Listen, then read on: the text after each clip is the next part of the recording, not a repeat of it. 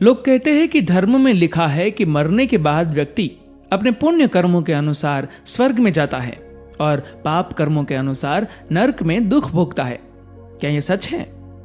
दुनिया के सभी धर्म में स्वर्ग और नरक की बातें कही गई है। स्वर्ग अर्थात वह स्थान जहां अच्छी आत्माएं रहती हैं और नरक वह स्थान जहां बुरी आत्माएं रहती हैं। कहा जाता है कि पापी व्यक्ति को नरक में यातनाएं देने के लिए भेज दिया जाता है और पुण्य आत्माओं को स्वर्ग में सुख भोगने के लिए भेज दिया जाता है।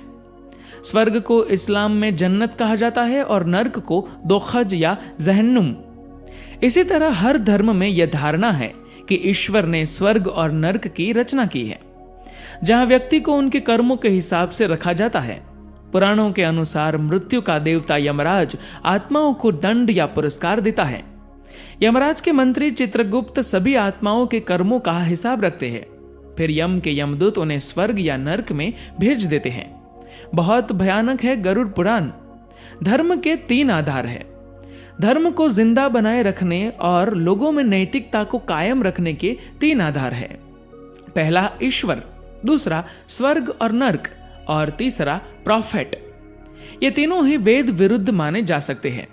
जब मानव असभ्य और जंगली था तब लोगों को सभ्य और नैतिक बनाने के लिए कुछ लोगों ने भय और लालच का सहारा लिया और लोगों को एक परिवार और समाज में ढाला। डराया ईश्वर और नरक से और लालच दिया स्वर्ग का, अप्सराओं का। जिन लोगों ने समाज को ईश्वर, स्वर्ग, नरक से डराकर नए नियम बताए उन्हें प्रॉफेट माना जाने लगा। प्रॉफेटों की अपनी किताबें भी होती है जिनके प्रति लोग पागल हैं। वेद इस तरह की कपोल कल्पनाओं के खिलाफ है। वेद आध्यात्म का सच्चा मार्ग ही बताते हैं।